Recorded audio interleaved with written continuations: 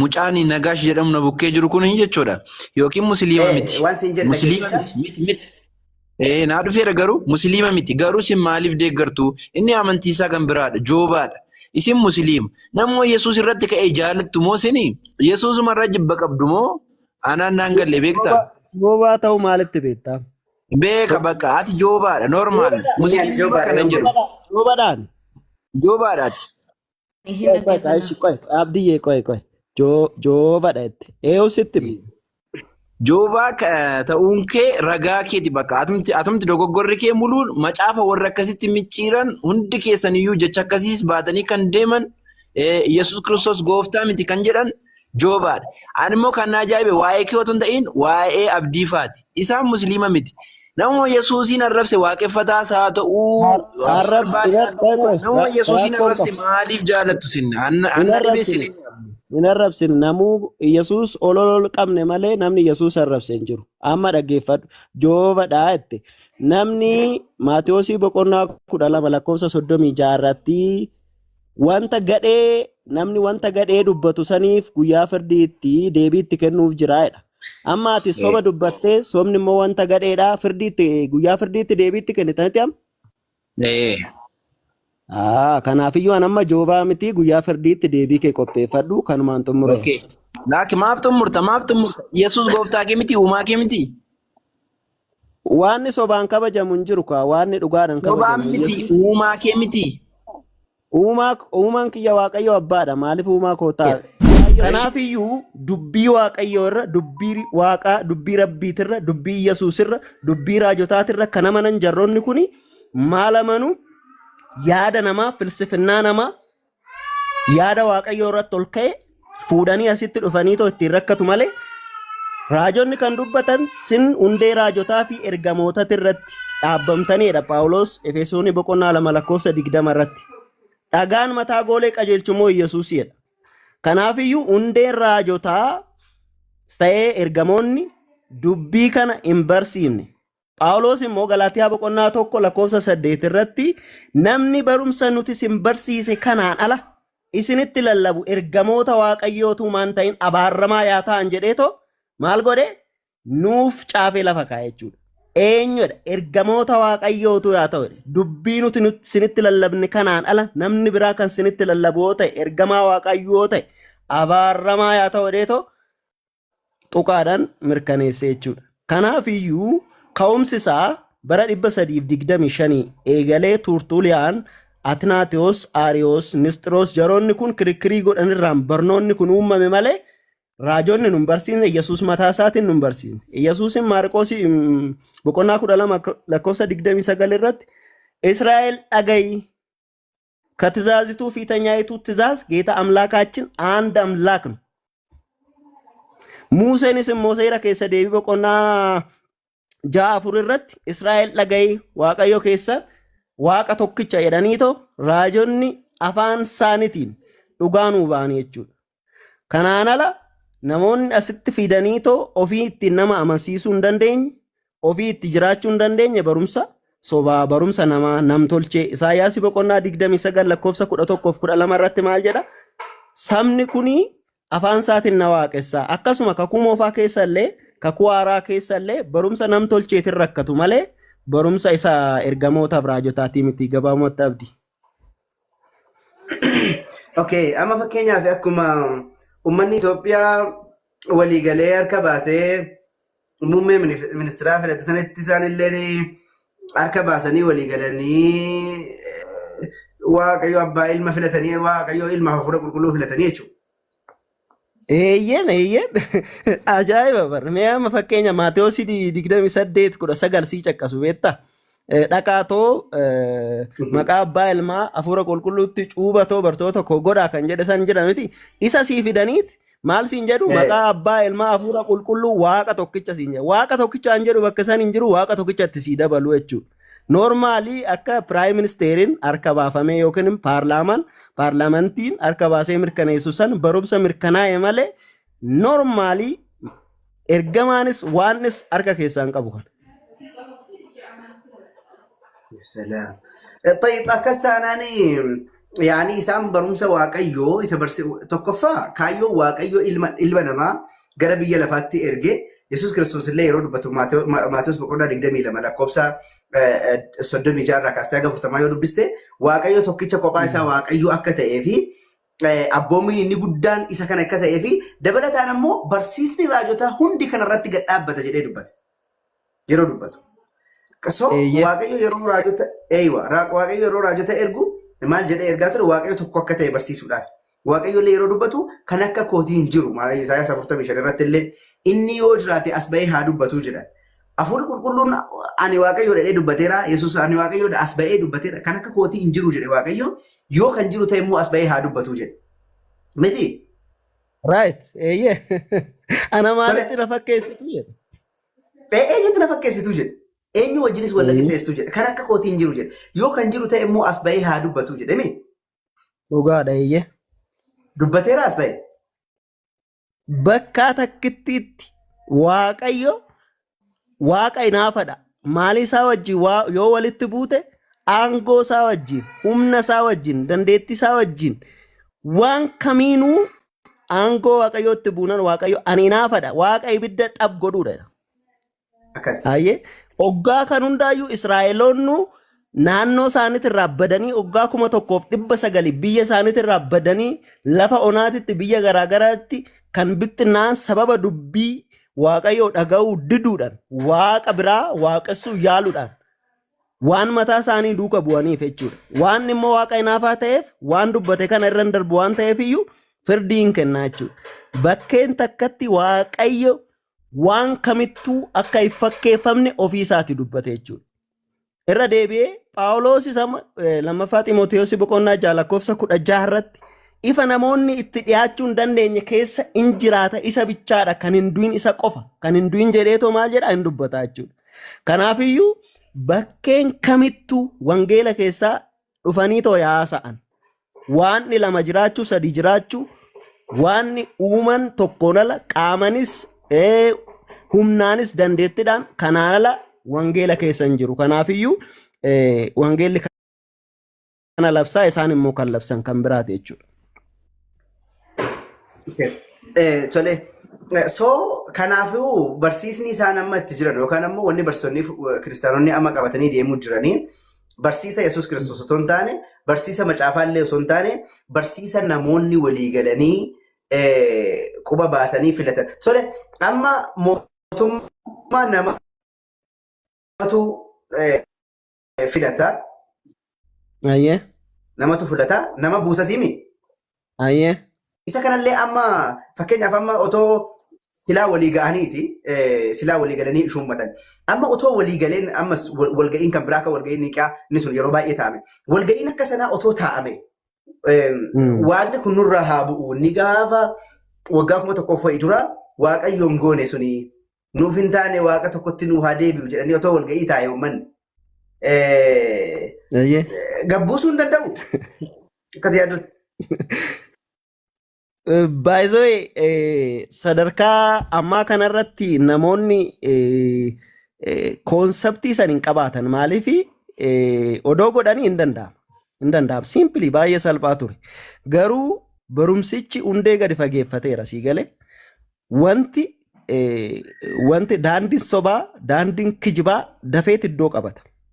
Wanni amma fakkeenyaaf biqiltuu keessaa biqiltuun ija gaarii hin qabne yeroo gabaabduu keessatti dagaaga. Yeroo gabaabduu keessatti guddata jechuudha. Akkasumas wanti kan waaqaa hin taane laphee namaa keessatti dafeet iddoo qabata. Wanti kan rabbii hin taane dafeet iddoo gadi fageeffata. Diinnis inni daabiloos jennuun kun immoo maal godhaa? Gaarii isaan godhachuudhaaf jechuudha. Itti fayyadamuudhaaf laphee isaanii cufa. Roomee boqonnaa 1:17 kaafnetoo yemmuu ilaallu Waaqayyo wanta biraatti waan fakkeessaniif jedha lapheen isaanii dabarfame isaanitti kennameedha. Laphee dabarfamee kenname. Laphee dabarfamee kenname kana immoo konkuma jijjiiruun baay'ee ulfaataa jechuudha. Ibroota boqonnaa 6:5 qabdees gizee ilaalte warroota akkanaa kana deebistee haaromsuun hin danda'amu. Sareen gara badiishiitti booyyeen gara badiishiitti akkuma deebitu dhiqattee akkuma deebitu warroonni dubbii dhugaa kanarraas galagalan akkasi waan ta'eef isaan gaabbiidhaaf nissaadhaaf haaromsuun hin danda'amu. Kanaafiyyuu Waaqayyo firdii godha malee irratti murteessa malee jarri kun duubatti garagaranii wanna kalee dogongoran kana hin sirreessa. Duubatti hin deebi'an. Sabni Waaqayyo Israa'eloon noo laalte Ermiyaasii boqonnaa 17:18 irratti laphee isaanii laphee dhagaati. Waaqayyo maal jedhaanii laphee dhagaa kana sin keessaa fuudhatan laphee foonii isinii kenna. Argite Waaqayyo dinqiif taamiraatii isaan gadduutti godhuu yommuu raawwatu hin deebi'an. Ammas jarri kunii duursetoo barumsi kun lafa qabate waan ta'eefiyyuu konkuma gubaa'ee miti ergamaa Waaqaa odoo dhufe Iyyasuus lammaffaa deebi'ee gizee dhufutti illee hin amanan jarri kun jechuudha. Kanaafiyyuu hafuurri duuba barumsa kanaa jiru cimaadha isin jechuu barbaadetan.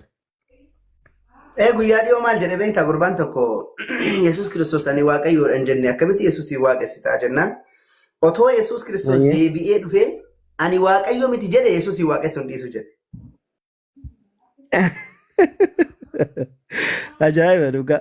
Bakka argitee agana jechuudha bakka.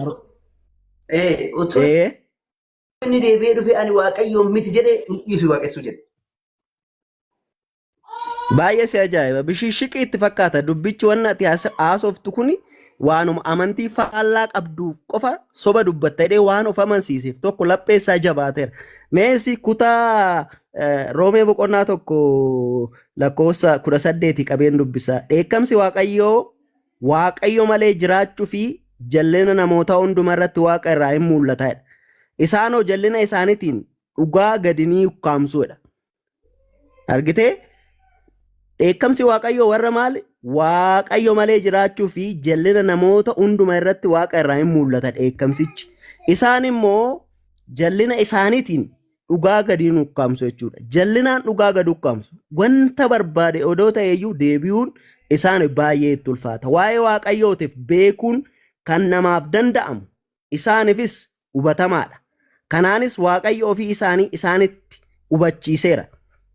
Bifni isaa ijaan hin argamne garuu humni isaa inni bara baraan waaqummaa isaas erga biyyi lafaa uumamee jalqabee waan inni uume irratti qalbeeffatamee yaadatti argamuu ni danda'a. Kanaafis waan itti qabatan hin qabane. Argite bifni isaa ijaan hin argamneedha. Garuu humni isaa immoo jira uumamuu biyya lafaatii qabee. Kana kaaduu hin danda'an amma barbaadee lapheen isaanii haa jabaatu garaan isaanii haa jabaatu. Waaqayyo ijaan hin mul'anne kana wanta inni uumen wanta inni lafarratti hojjetu wanta guyyaa guyyaa irratti arganuun lapheen isaanii hin beeka jechuudha. Kana immoo dhoksuu hin danda'anidha. Waaqayyo dhuma beekanii akka Waaqayyootti ulfina isaaf hin laanneef galatas isaaf hin galchine garuu yaada isaaniitiin waan waa'ee hin baafne duuka bu'anii sammuun isaanii ni duudanis ni dukkaneeffamesedha. Argite Waaqayyo otoo beekanii akka waan hin beekne sanitti dubbii sagalee Waaqayyo as keessa osoo dhaga'anii akka waan hin dhageenyetti dubbicharra irra ejjetanii raajonni dhiiga isaanii kan itti dhangalaasan gatii guddaa kan itti kaffalan tuffatanii maal godhanii akka waan hin beeknetti godhan jechuudha. Deebi'anii immoo ulfina isaaf hin laannedha. Waaqayyo kan ulfeeffamu kan galateeffamu akka dubbii kanaatti jechuudha. Kanaafiyyuu Waaqayyoofis maal hin goone ulfina hin laanne sammuu isaanii ni duudesiidha ni dukkaneeffamesedha. Oguma yeroo tokko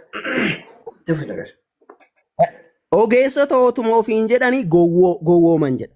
Argite warri kun ogeessota ofiin jedhu amma asitti dhufanii too gizee dubbatan baay'ee bakka isaanii nala doomineet si godhanii si maayyimii si cubbamaa si nama waaqarraa fagaatte si godhu.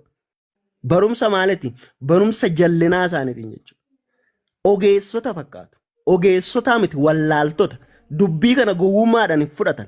Dubbii kanarra irra ejjetu. Raajota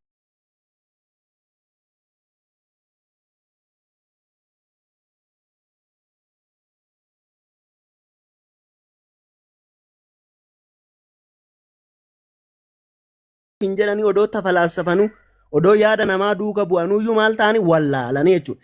Jara kana waan barbaadde godhii Yaaqoobii boqonnaa 4 lakkoofsa 4 irratti hin dubbata. Waaqayyo warra tibiitanyoota warra of tuultota in adabaadha. Warra gaddeebi'oo warra dubbii kana dhaga'an immoo maal godhaedha? Ayyaana dabalaa fedha. ayyaanni akka dabalamuuf hin barbaadan isaan. Hin barbaadan sirraa fudhatan. Ana abbaan barbaade dhugaa dubbatu dhugaa san fudhadha. Dhugaa fudhachuun barbaada warri dubbii kanaan qabaman immoo jechuudha. Kanaafiyyuu iciitichi baay'ee bal'aadha. Wangeelli dubbateera. Warroota akkanaa kana deebisuun akka baay'ee ulfaataa ta'e, akka baay'ee cimaa ta'e, warra maal godhu, warra beekatii dubbii dhugaa kana jallisu. Deebi'ee koo gooftaa Yesuusin kaffannisiise. Saba warra Roomatti dabarsee kan kenne warra saba Waaqayyoo warra Waaqa beekna jedhu jechuudha. Noormaalii ammas jarri kuni gooftaa Yesuus Kiristoos deebisanii fannisaa jiru. Akkamitti fannisaa jiru? Wanta inni hin jenne, dubbii inni hin jenne jechisiisuudhaan. Wanna inni hin taane isa gochuudhaan. Eegale? Kanaafiyyuu Ibroota boqonnaa 6 lakkoofsa 5 qabee gaarummaan dubbii Waaqayyoo humni bara isa dhufuuf jiru isaanitti dhagaameera. Warra akkasii kun amantii isaanii irraa garagaranii deebi'anii yaada garaa isaanii geeddarachuudhaaf aareeffamuun hin danda'amu. Isaan ofuma isaaniiti ilma Waaqayyoo deebisanii fannisaniiru. Mul'inattis isa tuffachiisaniiru. Boqonnaa 6 lakkoofsa 6 irratti warra akkasii kun amantii irraa garagalanidha. Deebi'anii yaada garaa isaanii geeddarachuudhaaf aareeffamuu hin danda'amu.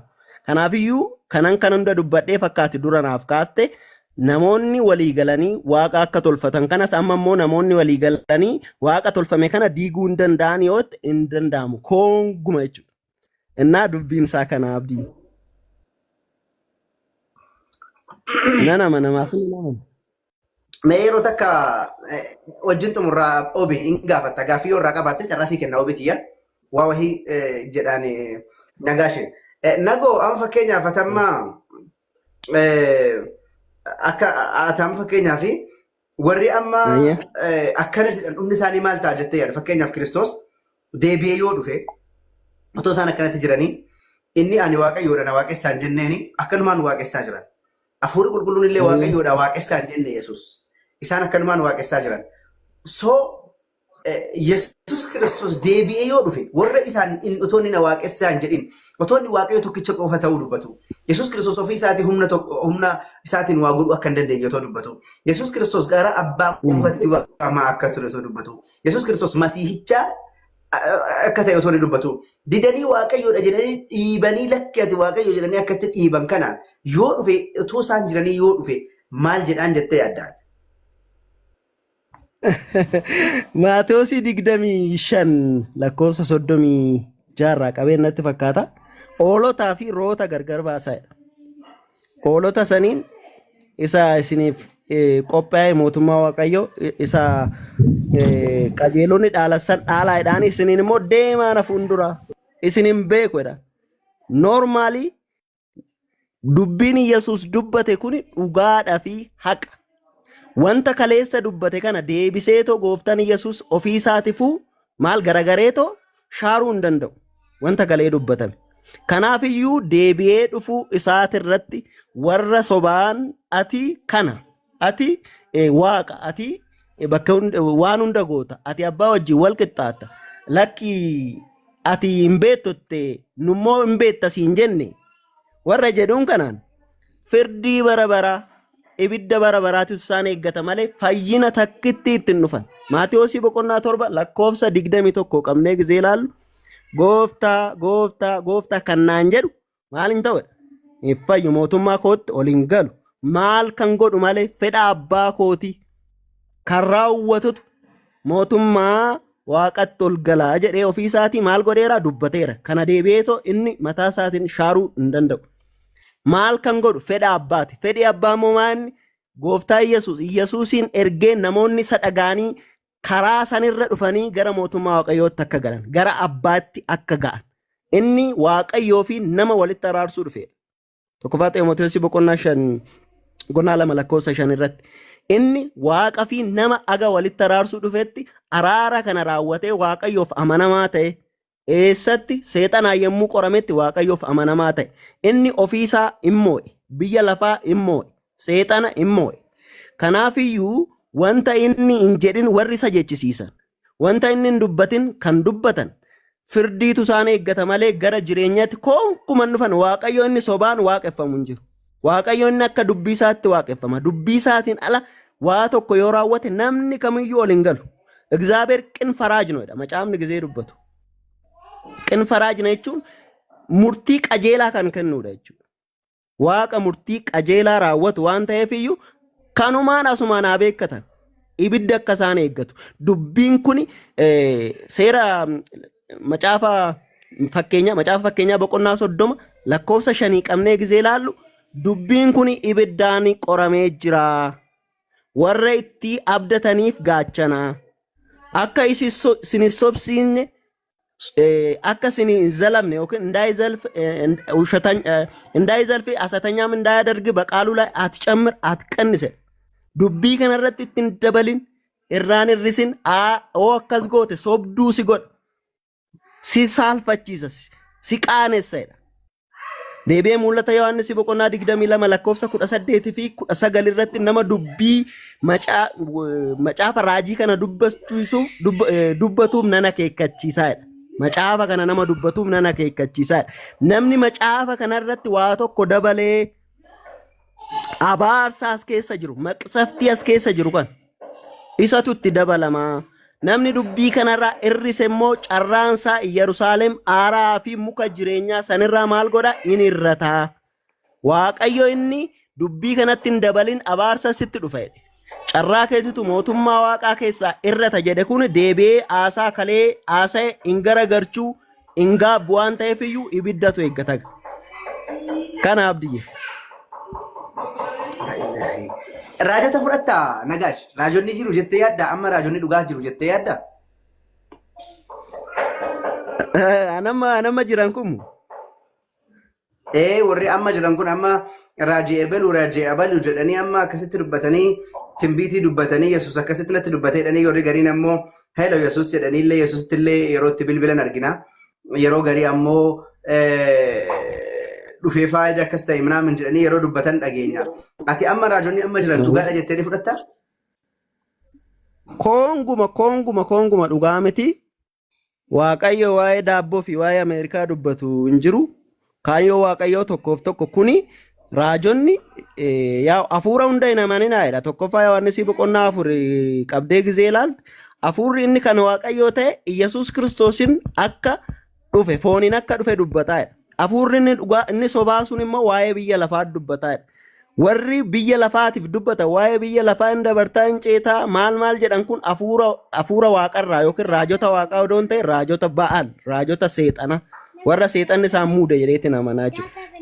Kanaafiyyuu kallattii kanaan macaafa yommuu hubannu warra ammoo muudanii too waan dubbatan illee warri hin beekne warri fedhaa biyya lafaa kana duuka dhaloonni akka bu'u dubbii waaqayyoo irraa garagarchanii in dabartaa in ceetaa sooressa taataa biyya bittaa lama duwwaatti warra jedhu kun liitiraalii tokkoffaa Yohaannis boqonnaa 4 lakkoofsa 5 irratti isaan argatta jechuudha. Warri isaan waa'ee biyya lafaa dubbatuudha.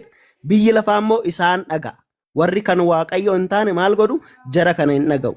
Isaanis immoo maal dubbatu wanna gurra isaanii ooksu wanna isaanitti tolu wanna gurra isaanii korokkorsuuf qirqirsuuf isa barbaadu waan ta'eef jarri kun liitiraalii raajota odoon ta'e raajota rabbii odoon ta'e raajota waaqaa odoon ta'e raajota seexanaati. Waan ajaa'ibaati. Otoo waan si gaafatiin dagadhe silaa Maatiyos boqonnaa 28 lakkoofsa 19 sana akkamitti hubattaati? Maatiyos boqonnaa 28 lakkoofsa 19 irratti gooftaa Yesuus akkana jedhee tabboome maqaa abbaa ilmaa hafuura qulqulluutti barsiisa too cuuba too duuka buuta tokko godhaa. Maaliifii kan kana jedhe tokkoffaa Yohaannis boqonnaa 5 lakkoofsa 3 irratti tokkummaan keenya abbaa ilma wajjinidha. Deebi'ee iddoo biraa irrattis immoo tokkummaan keenya hafuura qulqulluu wajjinidha. Ayyee hojii fayyinaa kana keessatti namni fayyina kana keessatti hirmaatu tokkummaan isaa abbaa wajjinii ilma wajjinii hafuura qulqulluu wajjin hojii fayyinaa hojjechuu keessatti abbaanis ga'ee qabaa ilmis ga'ee qabaa hafuurri qulqulluu ga'ee qabaa jechuudha.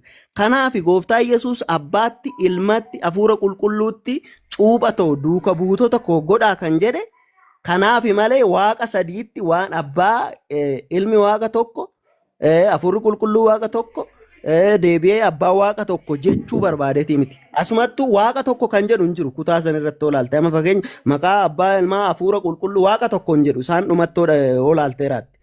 Koonseptichi garuu waaqa tokko kan jedhu hin qabu. Abbaa ilmaa hafuura qulqulluutti. Maaliif kan kana jedhee gooftaa Yesuusin akkuma Yohaannis boqonnaa 14 lakkoofsa 7 kaasnee yemmuu laallu hafuurri qulqulluun ani abbaanan kadhadhaa abbaan immoo hafuura qulqulluu sinii ergaa jedhee dubbate. Kanaafiyyuu hojiin hafuura qulqulluu hojjetu suni fayyina kana keessatti ga'ee qaba. Gooftaa Yesuusis immoo abbaan ergee hojii fayyinaa kana amanamaa ta'ee akka hojjetuuf isa ergee innis amanamaa ta'ee too maal godhe hojii fayyinaa kana fannoo irratti amma ga'utti amma duutti abboommamaa ta'e. Kanaafiyyuu abbaan immoo hojii kana akka hojjetan eeyyame jalqaba jechuudha. Waaqayyo akkasitti tokkicha ilmaa isaa amma kennutti biyya lafaa jaalatedha. Argitee biyya lafaatti inni immoo akka faraduuf odoon ta'in maalaa godhuuf haa fayyisuuf dubbii dhugaa itti lallabuuf karaa dhugaa itti argisiisuuf namoonni immoo karaa dhugaa inni itti argisiise kana akka amananiif jechuudha.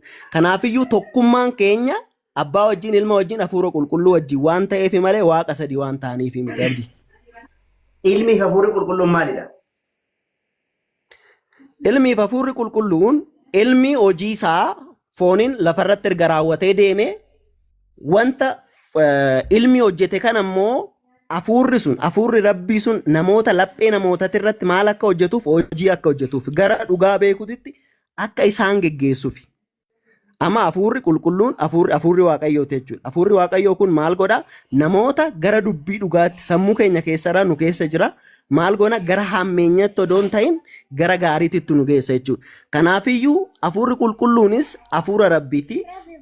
Akkuma Iyyasuus ilma waaqaa ta'e hafuurris hafuura kan waaqaa ta'edha.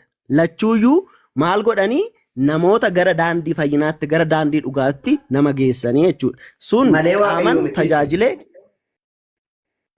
hundee akkamitti ofii isaatii hin dubbatu isa dhaga'ee dubbataadha. Hafuurichi sii gala miti.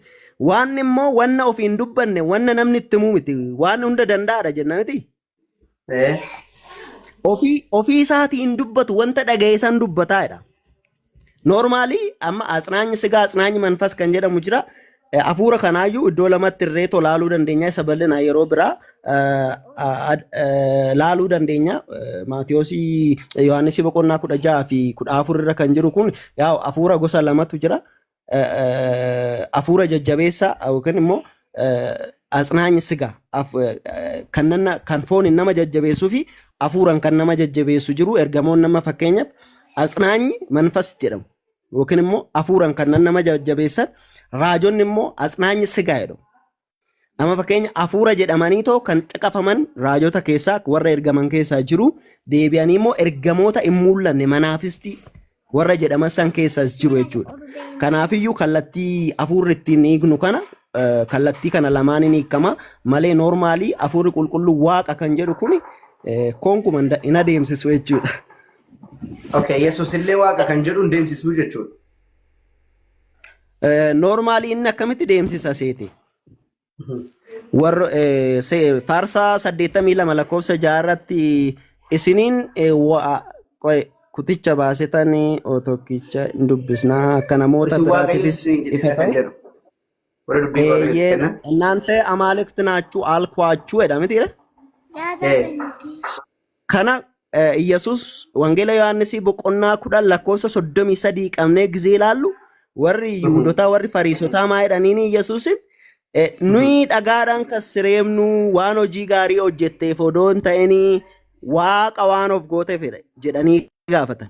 Gooftaa Yesuus immoo faarsaa 82 luqqisii fuudhet maal jedheeni seera keessan keessatti isin waaqoliidha jedhamee barreeffame dubbiin kun maal hin godhamu in shaarramu yookiin immoo in balleeffamu. Warri dubbiin rabbii itti kenname dubbii waaqaa itti kenname maal jedhamu waaqolii jedhamu. Kanaafiyyuu dubbii waaqaa namni itti kenname waaqa jedhama jechuudha. Karaa biraatiin waaqa isa hunda uume wajjin wal qixxaatu odoon ta'in dubbii san waan baatuuf ajaja rabbii waan fudhateef waaqolii amaalikti kan jennu san amaalikti jechuun tululaarri yookiin immoo baay'ina mul'isa. Tokkoof nam tokkoof fudhannee amma fakkeenyaaf seera keessa deebii boqonnaa 7 irratti Museedhaan maal jedheeni Fariyoon irratti waaqa si godhe እኔ በፈርዖን ላይ አምላክ አድርጋለሁ። ነመ ዱፈዳፍ ጊዜ ዋምኑ አማልክት ከንጀድ ዋቆሊ ከንጀድ ኩን ዋቃቹ ከናፍዩ ጎፍታን ኢየሱስስ ነመ ዱቢ ረቢ ቀቡ ዱቢን ዋቃ itti kenname waan ta'eef karaa saniin waaqa hin jennaan jechuudha. Kanaaf waaqa baay'eetu jira jedhamee xiire tokkoffaa Qorontoos boqonnaa lakkoofsa 8 jaarratti akkas natti fakkaate. Kanaafiyyuu waaqummaa Yesuus isa waaqa hunda danda'u wajjin wal qixxaatu doon ta'in inni waaqni hunda danda'u san dubbii itti kenne santu isa maal godhe waaqa godhe. Isaayyaasii boqonnaa 9 lakkoofsa 6 irratti maqaan isaa jedha waaqa ስሙም ድንቅ መካር አያል የዘላለም አምላክ የሰላም አለቃ ተብሎ ይጠራል። መቃንሳ አርጊቴ መቃንሳ ዴቢዬ ማቴዎስ 22 ለኮፍሰ ሰገሌረት ኦሳና ለአርያም ኦሳና ለዳዊት ልጅ በእግዚአብሔር ስም የሚመጣ የተባረከ ነው። እኒ ማልቀባ መቃ ዋቃ ሰፉ ደርፈቹ ከነቹን ዱቢ ዋቃ ዱቢን ዋቃ ይትከነመቹ ከለቲ ከናን ዋቁማ ኢየሱስ አከ ሙሴቲቲ tokko tajaajilli isaanii Muuseedhaan walaa darbu malee waaqummaa akka Muusee Rabbiirraa kennameef san qabaa jechuudha. Yaa salaam, yaa salaam. Waan ajaa'ibaati. Okay, waan akkasii gaafadhaan mallee kakuun moofaan macaafni kakuu hoofaa Yahudoota harka tureemi? Eeyyee. Tole. Asumarra waa si gaafatuu barbaade. Fakkeenyaaf macaafa kakuu moofaa warra Yahudoota harka ture. Isaan Museetu barreesse jedhamee amanamaa. Museen Waaqayyoo abbaa ilma hafuura qulqulluun barsiifne. Yahudonni ilmatti namananu ilma abbaanuu karaa biraati ilma akka biraatti dhalate jedhanii iyyuu amanu kiristaanonni Yahudonni. Kiristaanonni immoo har'a seera uumama boqonnaa tokko lakkoofsa 26 seera uumama boqonnaa tokko lakkoofsa 26 abbaa ilma hafuura qulqulluutti hiikkatu. Museetu abbaa ilma hafuura qulqulluutti hiikee barsiise moo Yahudota warra kitaaba kana tiksan jedhamee yaadamutu abbaa ilma hafuura qulqulluutti hiike moo namni lafumaa ka'ee waan sana akkasitti hiike maal irraa hubatte maal irraa nu ibsitame? Akkuma beekamu dubbiin kun kan itti kenname saba kakuu ዘጸአት ሴራ በቦቆና ፉር ለኮፍሰ 15 irratti Israa'eloonni ijoollee waaqaatti turani dubbiin kunis kan itti kenname kakuu moofan Israa'elootatti kakuunis kan galameef abbootaafis kakuun bara baraan baroota waggaa 4 caaluuf abboota isaaniitti dubbatame waaqa osoo hin ta'in masii raajii akka dhufu maal godhanii deddeebi'anii keessa deebii boqonnaa 18 irratti Muuseedhaan Waaqayyo maal jedheeni ani obboloota koo keessaa raajii akka keetii nan kaasaa dubbii koo afaasaa keessa nan kaa'aa namni dubbii isaan dhaga'in immoo maal ta'a hin badaa jedheetoo maalin sinii kaasa jedheen raajii sinii kaasaa Isaayyaasis fudhadhu Milkiyaasis fudhadhu Milkiyaasis hundi isaaniitu kan dubbatan waa'ee waaqa sadii odoo hin ta'in waaqni tokkichi isa aboo qabu tokko raajii aboo qabu raajii dubbii afaan isaa keessa kaa'u waanni akka isaaniif ergu dubbate jechuudha. Muuseen ofii isaatiif dhugaa kan ba'e, Hooseen ofii isaatiif dhugaa kan ba'e, Ermiyaas ofii isaatiif dhugaa kan ba'e, raajiin Hisqeel ofii isaatiif dhugaa kan ba'e, kamiyyuu raajonni kamiyyuu waa'ee sadeen tokkummaa kan jedhamu caafii hin mul'isne cilaanchilli naxibii tuqaata akkaan hin barsiifne jechuudha. Amma fakkeenyaaf seera uumamaa boqonnaa tokko lakkoofsa 26 irratti iffidu jechuudha. Kottaa akka bifa keenya akka fakkaatti keenyatti nama hin uumnaadha. Kana jechuun maal jechuudha? Waaqni sadii erga tokko ta'anii too karoora baasanii miti. Waaqni kan dubbachaa jiru jalqabumatti seera uumamaa boqonnaa tokko haala amma itti kiristaanonnis abbaaf fees amanu kana odoo hin ta'in barreeffamichi barreeffama hafuurati yookiin immoo fiigaraatiifidha yookiin iccitii dhokataa of keessaa qaba jechuudha. Waanni kan dubbachaa jiru ergamoota isaatiin mootummaa isa waaqarra jirtu isa ergamoonni qulqulloonni samiirra jirtu san maal godha lafatti hin buusnaa gara lafaatti gadi buusnaa koottaa nama akka bifa keenya akka fakkaatti keenyatti bifa jechuun maal jechuudha qulqulluu qajeelaa beekaa amanamaa kan ta'e tokko maal goonedha inni uumnadha kaayyoo waaqayyoo Maatiyoosi boqonnaa 6:10 irratti yaa abbaa keenyaa isa waaqarra jiraattu mootummaan kee haa dhufuu fedhi kee inni waaqarratti ta'e sun lafarratti haa ta'u. Seera uumamaa boqonnaa 1:26 irratti waaqayyoo fedha isaa isa samiirra jirtu san namoota hedduutti gadi buuse. Akkasuma nama qulqulluu Addaamiin in filate. Addaam baay'ee nama jalqabaa odoo hin ta'in nama jalqaba filatame. Baay'ee nama jalqaba uumame odoo hin ta'in nama jalqaba filatame. Isaan keessaa akka ifaatitti akka geggeessatti akka raajititti waaqayyo maal godhee in uume nama akka bifa isaa nama qulqulluu in qulleesse. Funyaan isaanitti hafuura jireenya kennu kenneedha. Baafincaa yeeyotiin istinfaas effaalebbatedha. Kanaafiyyuu seerri uumamaa boqonnaan 1:26 seerri uumamaa boqonnaa 3:22 seerri uumamaa boqonnaan 11:7 Sillaasee yookiin sadeen tokkummaa kan ibsu odoo hin ta'in waaqayyo hojii isaa karaa ergamootaa namaa fi isa gidduutti tokkummaa uumuudhaaf kan dubbatedha. Eenyutti dubbate ergamootatti dubbate. Koottaa akka bifa keenyatti. Bifni isaanii maa inni qulqullu waaqayyo bifa hin qabu akkuma beektu ergamoonni manaafistiidha inji jijjiiramuu bifa hin qaban. Siigalee maal jechuudha bifa gaafa jedhu qajeelummaa qulqullummaa amanamaa kan ta'e. Uumnadha inni qiddus hin dha'oon kun naanteen qiddusaan nu jedha mitiire ani akkan qulqulluu ta'e isinis qulqulloota ta'a. Qulqulloota kana lafarratti gadi buusuu barbaadetti malee akka namoonni nama barsiisan kana koonguma kun haqarraa kan fagaate yoo ilaalte Tiriinitiidhaaf kan caqasan seera uumamaa boqonnaa 3:22 Addaam nu keessaa akka isa tokkoo ta'edha. Addaam ija mukichaa fudhatee nyaachuudhaan nu keessaa akka isa tokkoo ta'edha. Isa Tiriinitiitti moggaasu jechuudha. Barnoota Sillaasee kanatti moggaasu jechuudha. Maal jechaa jiru sadeen tokkummaa san keessaa inni gane jira jechaa jiru jechuudha. Kan gane. Addaam nu keessa akka isa tokkoo ta'edha. Nu keessa akka tokkoo ta'e gaafa jedhan wayi abbaan wayi ilmi hafuurri qulqulluun maal godhe ganeera. Dogongoreera jechaa jiru laal barumsicha sii gale. Inni garuu kan jechaa jiru inni waaqarra ture wannoo isaa teessoo isaa ergamoota ol urjoota waaqayyootiin ol kaachuu barbaade. Isaayyaasii boqonnaa 14:12 qabne. Daabiloos ilma seexana balkalcha barii kan jedhame san waa'ee isaa dubbata seerri uumamaa boqonnaa 3:22 isa kufe san Addaam kufee akka eenyu akka Daabiloos isa duraasanii kufee jechaa jira isaan immoo maalitti inna kallattii kanaan seera uumamaa boqonnaa 11:7 irrattis koottaa afaan isaanii waliin makna bakka jedhu sanitti waaqayyo ergamoota isaatiin malee abbaa ilma yookiin abbaatu hafuura qulqulluuf ilmaan jechaa jira miti. Kanas isaan amma Sillaaseedhaaf luqqisii fide jechuudha. Koottaa afaan isaanii waliin makna warra cubbuu hojjete san irratti firdii eenyu fayyadamee waaqayyo ergamoota isaa.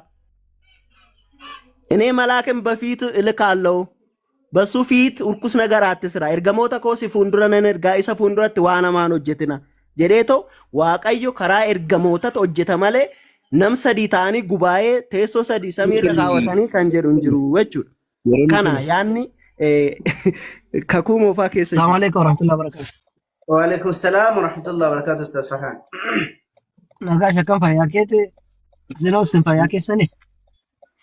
nagaadha akkam. Nagaa alhamdulillah. Daqiiqaa sadii qofa dubbadha barumsa hin qaba saafa maanaatti barumsa jalqabaa saa iffee kana waa jedhee baadheen daqiiqaa sadii moo lama.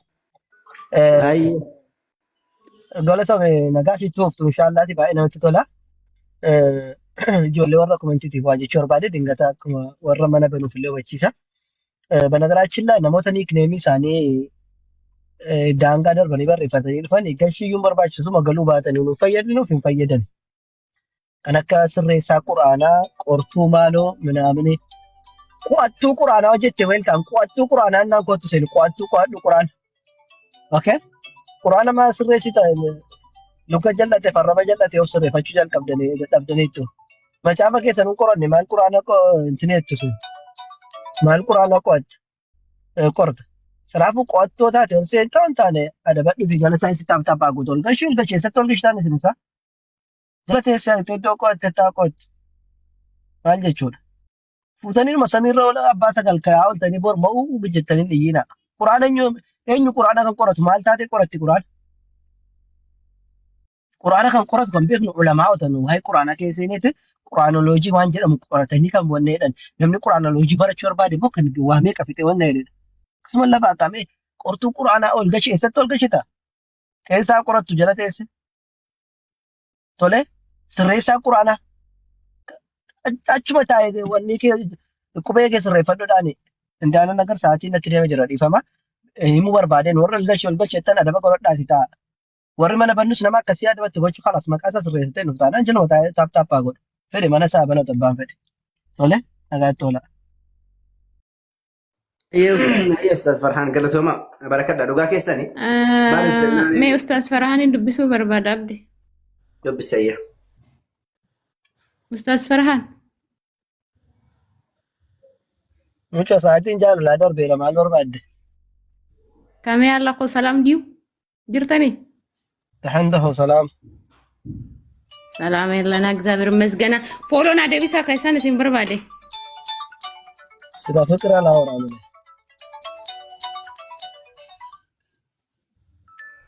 ቶለ አብዲ ጌቴ ዜና አብዲ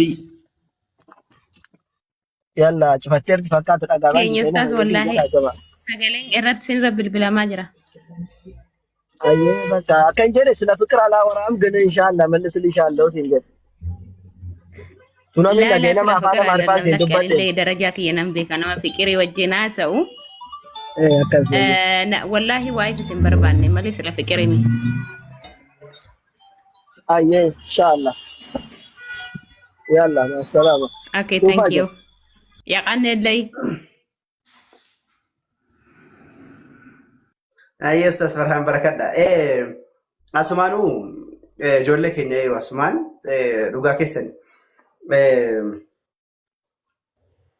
Fakkeenya batalay ani yeroo mana bane eenyuun akkan galchu nan beeka. Baay'een hin cinqaminaa. Sana eegalee nama immoo kuffaaras haa ta'u musliima. Kuffaaras haa ta'u musliima nama ol hin fuudhinaa. Olis hin fuudhinaa. Gadis hin buusinaa.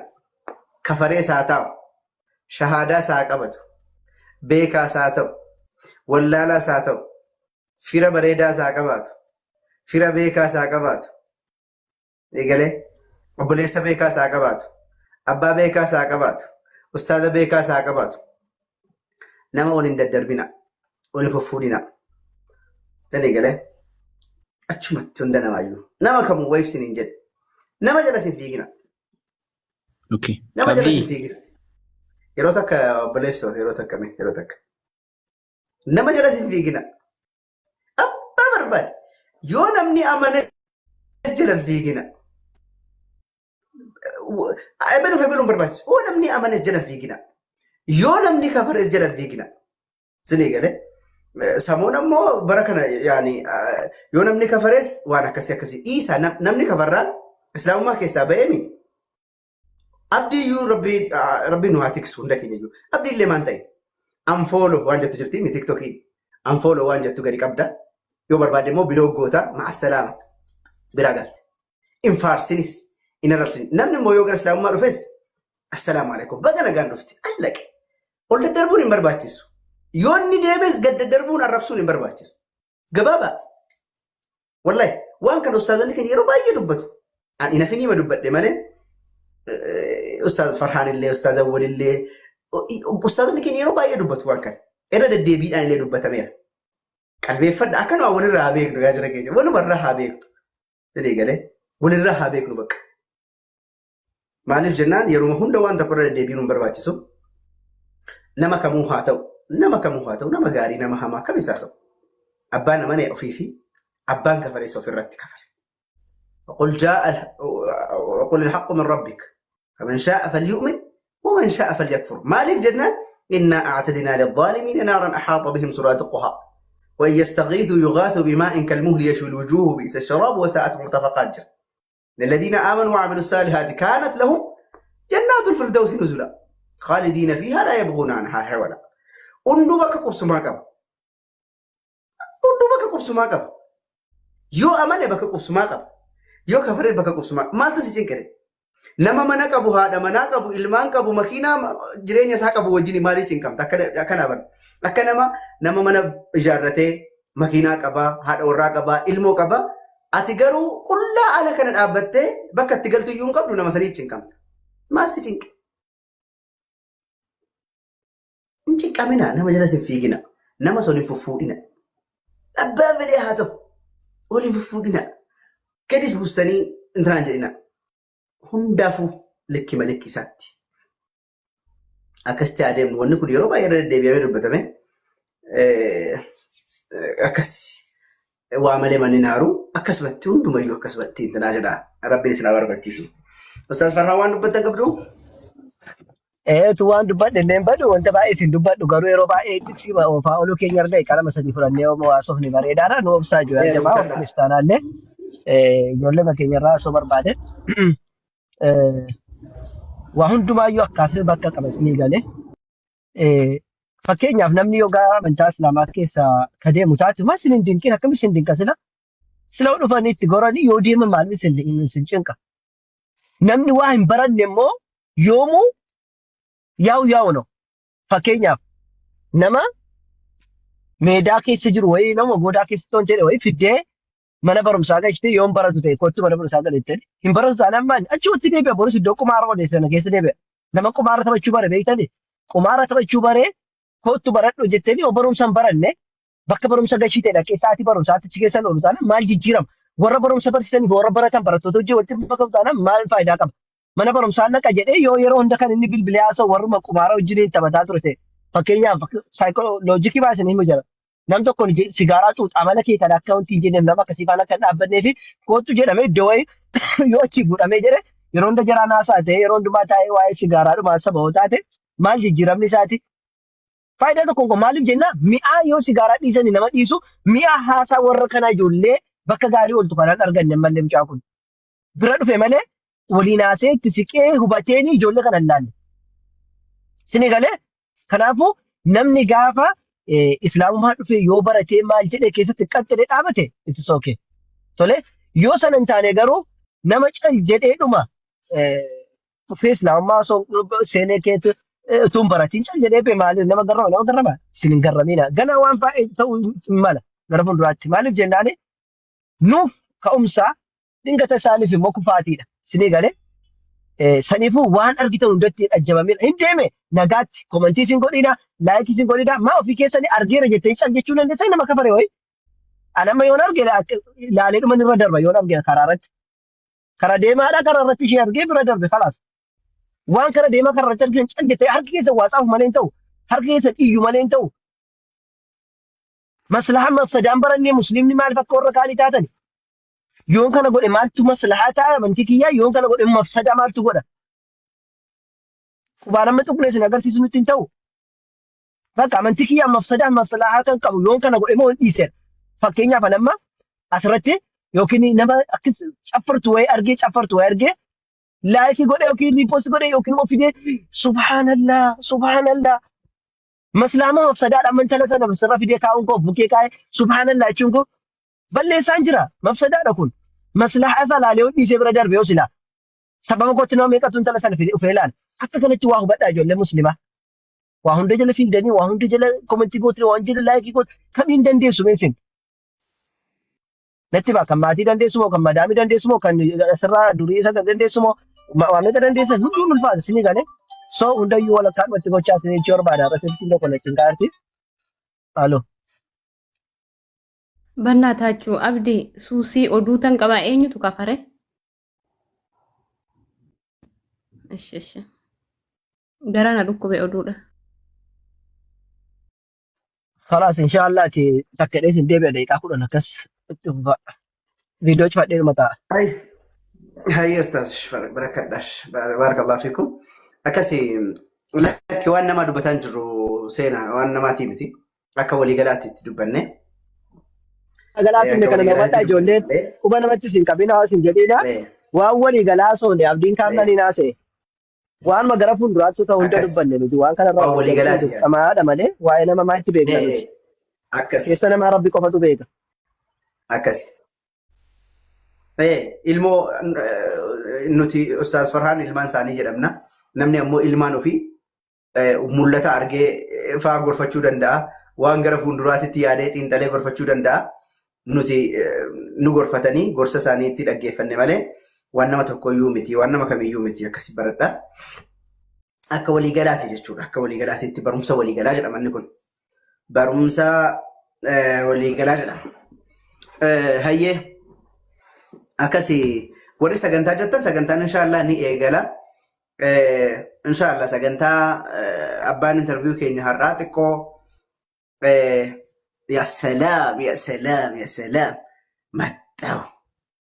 maxxaa'u yaa salaam dhiifama jiisas dhiifama guddaa ka silallee carraa sii kennuuf ture sagantaa keenya nutti ga'ee dhiifama nu godhishee jiisas boruutti fuftaa dhiifama guddaa wallahi baay'ee illee si tursiise.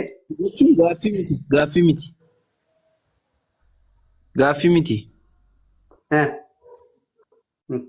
Mucaan Nagaash jedhamu na bukkee jiru kun jechuudha. Yookiin musliima miti. Waan siin jedhe Musliima miti. Naa dhufeera garuu musliima miti. Garuu isin maaliif deeggartu? Inni amantii isaa kan biraadha. Joobaadha. Isin musliima. Nammoo Yesuus irratti ka'ee jaalattu moo isin Yesuusuma irra jibba qabdu moo anaan naan galle beektaa? Joobaa ta'uu maalitti beektaa? Beeka bakka ati joobaadha. Normaal. Musliima kana hin jedhu. Joobaadhaan. Joobaadhaati. Abdiyyee qoy. Joobadha itti. Eeyyuu sitti mi? Joobaa ta'uun kee ragaa keeti bakka atumti dogoggorri kee muluun macaafa warra akkasitti micciiran hundi keessaniyyuu jecha akkasiis baatanii kan deeman Yesuus Kiristoos gooftaa miti kan jedhan joobaadha. Ani immoo kan na ajaa'ibe waa'ee kee otoo hin ta'in waa'ee abdii faati. Isaan musliima miti. Namoo Yesuusiin arrabse waaqeffataas haa ta'uu namoo Yesuusiin arrabse maaliif jaalattu sin? Anna dhibee sin. Hin arrabsin namuu Yesuus olol qabne malee namni Yesuus arrabse hin jiru. Amma dhaggeeffadhu joobadhaa jette. Namni Maatiyoosii boqonnaa 12:36 irratti wanta gadhee namni wanta gadhee dubbatu saniif guyyaa firdiitti deebii itti kennuuf jira jedha. Amma ati soba dubbattee sobni immoo wanta gadheedhaa firdiitti guyyaa firdiitti deebii itti kennitanitti amma? Kanaafiyyuu an amma joobaa miti guyyaa firdiitti deebii kee qopheeffadhu kanumaan xumure. Laaki maaf xumurta? Yesuus gooftaa kee miti uumaa kee miti? Waanni sobaan kabajamu hin jiru kaa waanni dhugaadhaan kabajamu. Sobaan miti uumaa kee miti? Uumaan kiyya Waaqayyo abbaadha maaliif uumaa kootaa karaa Yesuus lammaffaa macaafa uumamaa keessatti koottaa akka bifaaf amala keenyaatti nama uumna eenyuun jedhe? Sii deebisee hin dhaggeeffanne? Eenyuun jedhe maaf deebise? Eessaa fidde ragaa kamiin? Maal deebiste? Ragaa kamiin eenyuun koottaa jedhee eshi teessoo Waaqayyo irratti naanna'anii too Waaqayyoon kan waaqessan Kirubeel Suraafeel beektaati Isaayyaasii boqonnaa 6. Isaantu ergamootatu nama uume. Sijjammar seerri uumamaa waa'ee ati foon keetii fi lubbuun kee walitti dabalamuu uumamuu keetiin haasa'uu jedhe dura dubbadheera. Seerri uumamaa kan dubbatu Kingidamiin Waaqayyoon nama gidduutti gadi buusaa dubbataa. Akka ati yaaddu barumsa ati yaaddu kanaa miti wangeelli kan dubbatu. Inni barumsa keeti malee seerri uumamaa waa'ee uumamuu namaa. Ati eenyu taanaan mucaa seexanaa waan taatiif moo ergamaa seexanaa waan taatiif akkasitti dubbattaati? Kingidamiin yeroo jettu maal jechuun maal ibsuufidha? Amma kaakoo isiifa mucaa seexanaa itti mitiiree Maatiyoosii boqonnaa 5 dubbifattee beektaa? Dubbifadhee beeka. Inni ati jechaa jirtu kan biraa. Inni siin jedhu Qolaasiyaas boqonnaa 1:15 haqii baafadhu. Dubbisati. Nan dubbisa wangeela keessaa. Dubbisiiti Yesuus uumaa kee ta'uusaa miti moo miti? Xiskiin sun ati eshi. Ati kiristaana. Miti. Maaliidha reeti jiisa jettee kan akkasitti dubbattu? Koo ilaala amma gaafii gaafattee. Joobaa miti ati. Deebii siifin deebisaa. Maal deebista? Dhaqii dubbisiitii isa dubbistee booddee naa deebista. Joobaa miti amma kaa dubbuma amma dubbatte tana keessa amma maali si qabeera dubbii sagalee Waaqayyootiin tokko faraduu keetiin si qabeera lammaffaa dubbii gadhee ati dubbattu. Manni sirrii miti beekoo piliki godha. Koppilinki godha taaptaabillee godha manni sirrii miti ajajamaan jiru. Dursii dhaqee Nama gochuu dubbisi. danda'an jiru manni sirrii miti ajajamaa tuttuqa. Maalin dubbisa Waaqayyo karaa Yesuusin lammaffaa akkasii uume dubbata. Lammaffaa karaa Yesuus Dubbisi uumamuu isaa eenyu? laal. Qoy siifan Qolaasiyaas tokko lakkoofsa 15 dhaqee dubbisi. siifin dubbisa isa hin jarjarin homaa kallattii Dubbisi. kamiin kootu kallattii Dubbisi. kamiin. Dubbisi ashi. Waa inni jedhu waliin laalla dubbisi. Waaqayyo karaa Yesuus wanta hunduma uumuusaa karaadha. Bassuu bakkul. Macaafa kamidhaan?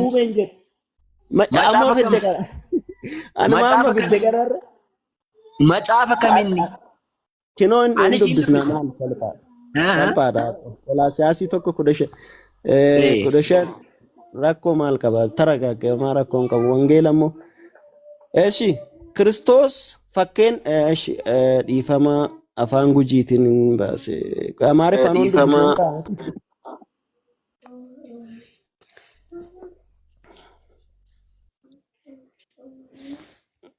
Inna gaama miti abdi.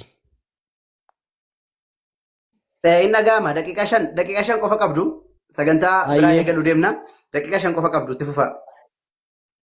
15 irratti Kiristoos bifa Waaqayyoo inni ijaan hin argamne ittiin namatti mul'ateedha. Uumama hunduma duras dhalatee.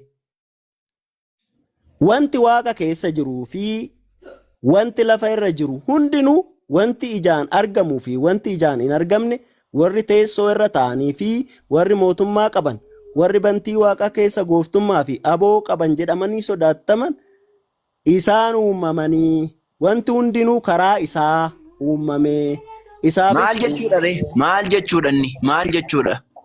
siifanii kalaal yaa obboleessa kee. Maal hiiktati? Maal hiikta? Dubbate hoo?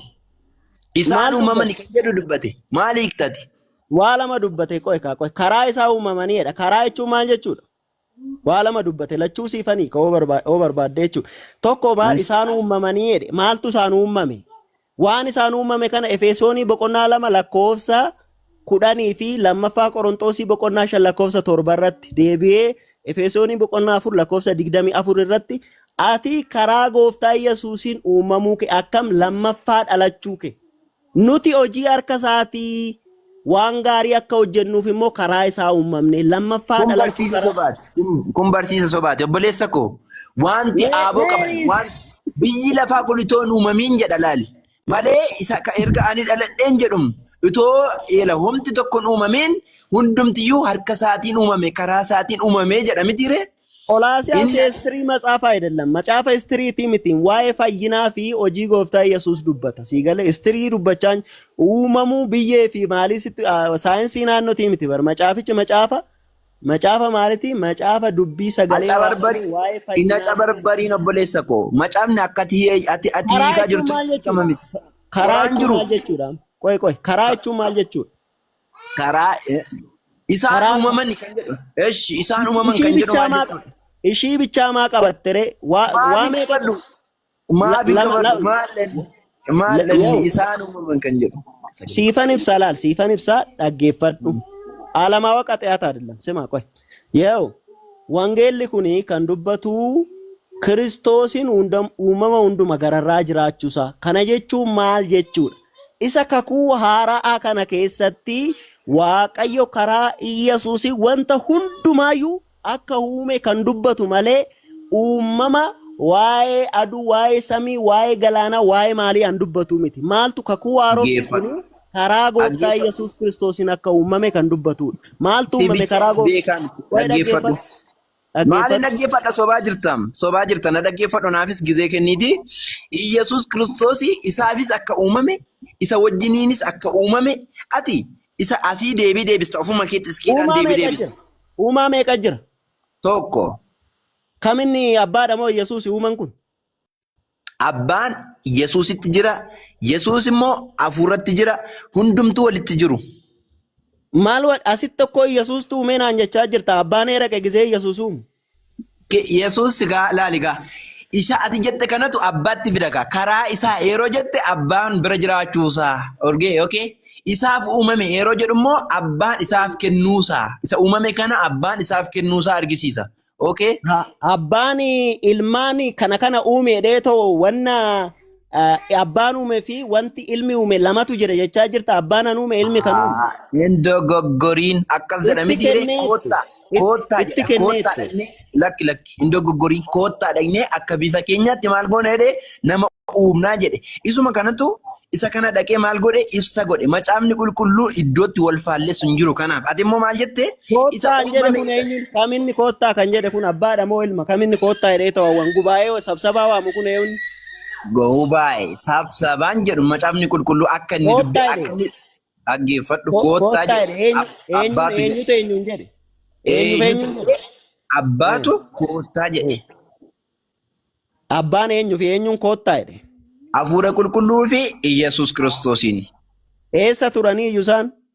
Isuma bukkee turanii jedha macaafni qulqulluu isuma bira turanidha sagalichi jedha Yohaannis tokko tokkorraa sagalichi isuma bira ture jedha. Lakki. Wayi isa bira turanii kan jedhu kana eessaa fidde abbaa ilma Yohaannis hafuura sagalee qulqulluu Yohaannis ta'uu boqonnaa tokko isaanii lakkoofsa tokkotu jedha akka. Yohaannis boqonnaa tokko lakkoofsa tokko. Isumti kun iyyuu ol siqtee ol dubbifatte lakkoofsa 15 irratti hafuurri bifa qulqulluun hoo eessa jira waaqayyo. ishi? Iyyasuus Yohaannisii tokko tokkorra jira. Hafuurri qulqulluu hoo eessa jira? Ana keessa jira, Yesuus keessa jira, Abbaa keessa jira, si keessa jira. Yoo fudhatteetta Innis ta'e, yoo lammaffaa dhalatteetta ta'e. innis hafuurri qulqulluun anna keessa jiru kun uumatu na keessa jiraare amma? Waaqatu na keessa jira? Miti. Isa abbaa fi ilma si barsiisu erga Yesuus Kiristoos fudhatte. Erga Yesuus fudhatte lammaffaa yoo dhalatte ta'e. Atillee fudhanne waan ta'eef si keessa hin jiru hafuurri qulqulluu. Nama abbaa fi Yesuus Kiristoosiin akka ati hubattuudhaaf hafuurri qulqulluu namaaf kennamaa jechuudha. Abbaa Yesuus Kiristoosiif immoo gaafa ol deeme hafuura koo isiniin ergaa ani hafuuricha fudhadheera waan ta'eef. Hafuura qulqulluu eenyuun waaqaa kennu waaqa namaaf waanni waaqa namaaf kenne jira? Eeyyee dhaggeeffadhu gasitti nama. Waaqa abbaatutu waaqa hafuura qulqulluu fuudhee nuuf kenne. Waaqa ilmaa'uu dabarsee nuuf kenne malee. Waaqa sadiitu jira. Waaqni tokkichi in akka faaffaa'edha jechuudha. Waan akka faaffaa'edha. Akka faaffaa'ii miti kaa. Obboleessa kumaa dogoggora. Na dhageelle oona dhageeche sii wayya. Oona dhageeche bu'aa buufattee deemta bakkee kana. Yoo atiyyuu yoo na dhageesse lubbuu kee oolfatta beektaa? Hin oolta. Maalis si dhagaaka amma lallabni Muusee odoo jiru, lallabni Yesuus odoo jiru, lallabni Yohaannis odoo jiru, lallabni ergamootaa raajotaa odoo jiru akkamittiin lallaba seexanaa dhagaa amma?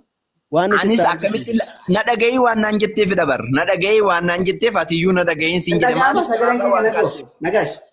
Inni dhagaama abdi. Silaa baay'ee Maaliif silaa achi bareedaadha. Silaa inshaallah biidinillaa. Fudhatu mucaanis ga'a asumatti. Ayi nan fudhadha miti ganaa sitti mammalee. Yeroo takka. Sagantaa dhaabbataa qabna guyyaa har'aa kamisaa xiqqooyyuu uummata jalaa barfateera. Asumaan uummataan illee dhiifama gaafadha. Dhiifama naa godhi atillee jiisas yookaan immoo gammee obboleessi keenya Nagaash illee hundi keessanuu dhiifama nuu godha. Sagantaa dhaabbataa sagantaa torbaanii waan qabnu sagantaa sanitti deebina. Yoo Rabbi jedhee boru itti deebina. Yoo Rabbi jedhee